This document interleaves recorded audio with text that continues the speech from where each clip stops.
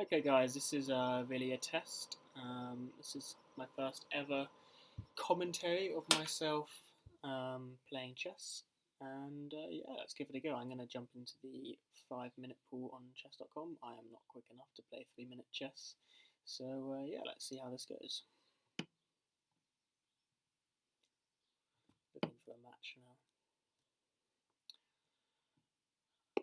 I recently lost a lot of rating and went down to 2150. And I have just got myself back over 2200 and now plan on getting all the way back up to 2300, which will probably take a very long time because I'm not that good. Okay, so we have c4, knight f6. I play this here now. If he goes for the Grunfeld, like he looks like he might, I'll go for the exchange Grunfeld. If he goes for anything else, I'll play some sideline with d3. So yeah, it looks like he's going for something like that. Let's delay that and move to d4. Because I don't like entering into these d4 lines if they don't go for fianchetto. So now it might not be an exchange. Let's just castle here. Yeah, he's going to play bishop d6 or bishop e7. So against this, I play this. Looking to play here. Oh, how can I make it out? Yeah, looking to take control of the e5 square at some point. He can push e5 here, but then I'm going to take and play d3, knight b to d2, rook c1, rook c2, queen a1, rook fc1, and that sort of stuff. So let's play that now. If he pushes e5, I'll go for the same thing. And instead, if he gives me a chance to play rook e1, e4, then I'll go for that. So he prepares against that, moving the bishop out of the way so they don't gain a tempo when I play that. And now I think I should push, because he has strong control of the light squares in the centre, and so I'm going to try and break that. Normally I take with the knight in these positions, because I find that this knight on d2 doesn't have much of a life if I take with the pawn, because it can't go to e4 or c4 or f3, because the knights are stepping on each other. And so I try and take with the knight, and if he trades, I'll take back with a pawn, and otherwise I might trade on f6 and push d4. This is curious, I don't quite understand this move.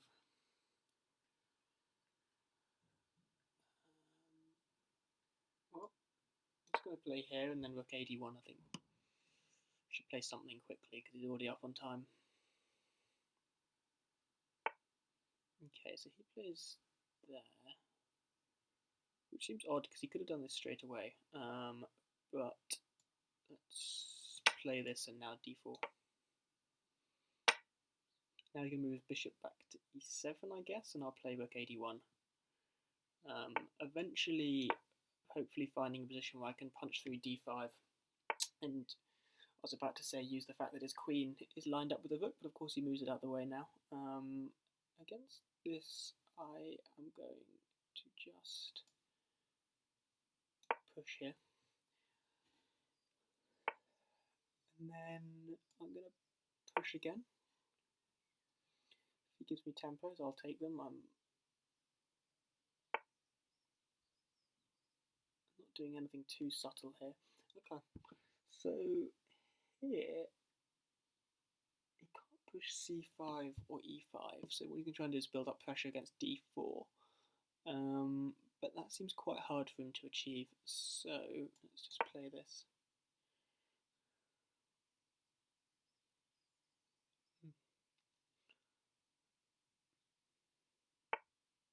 Okay. Well, if he's going to trade, I'm going to let him take it for my f-pawn here. Yeah. And d4 is very well defended here, and if he pushes c5, I just win the pawn. b6 and c5 seems very loose to me. Okay, this makes sense. Let's just defend that, and then if he takes, I'll take back here. He might try and use the a file, but I can just also move to the a file, yeah, like this. And I like my position here.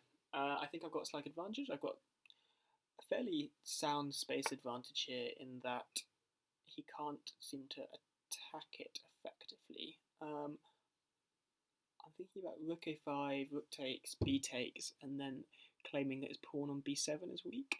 And then if he doesn't play rook takes, then I can double rooks. So let's try that. If he takes, I'm going to play rook b1.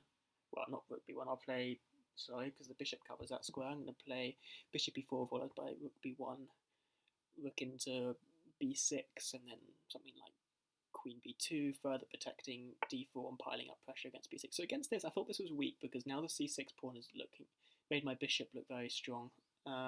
Here, I think this is the right move because if he trades and I trade back with a queen and I steal the file, and otherwise I'm just going to double up and win the file. Okay, so he's trying to build up pressure there, but I don't think he has anything.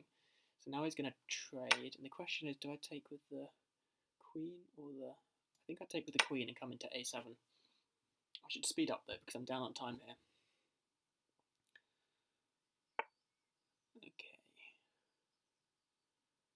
Yeah, that's a good move.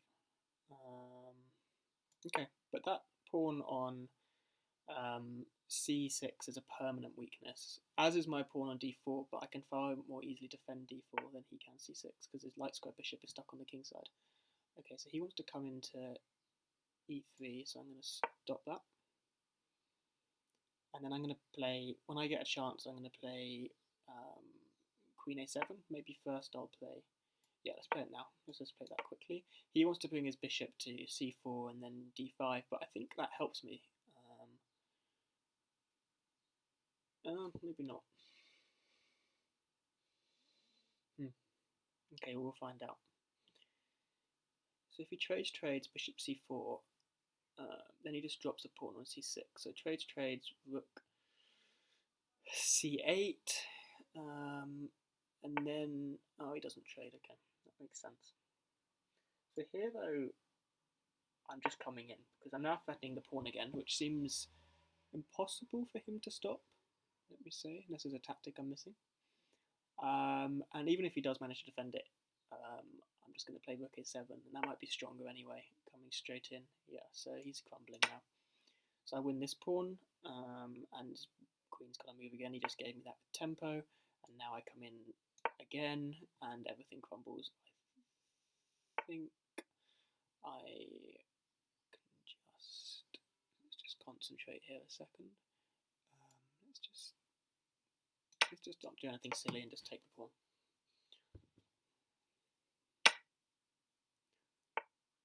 Okay, he's trying for counterplay, but I don't think this is going to work. There should be something here to stop this. Maybe just moving my king out of the way. Takes, and the important note point here is he doesn't have rook d2 because my bishop covers the square. So he might play queen f5, against which... okay, queen f5, yeah, he plays queen f5. Okay, let's play this and defend. It's looking a little bit shaky for me, but I think as long as I don't blunder anything here with a minute on my clock, these pawns are just very quick. Yeah, so now let's come back here.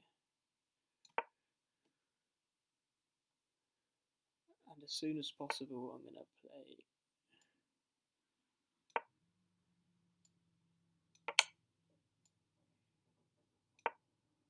Okay, let's just concentrate a second.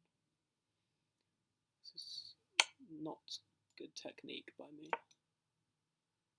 at all. Now he's going to... Now I can move his rook out of the way and threaten that. But I'm also threatening queen f7. Aha. There we go. And that is a good game. That was quite lucky. I gave him a lot of counterplay here. f6 was quite strong. I underestimated that. In which case, perhaps I can't take that pawn. I should prepare against f6 here by playing something like... I think quite strong potentially is...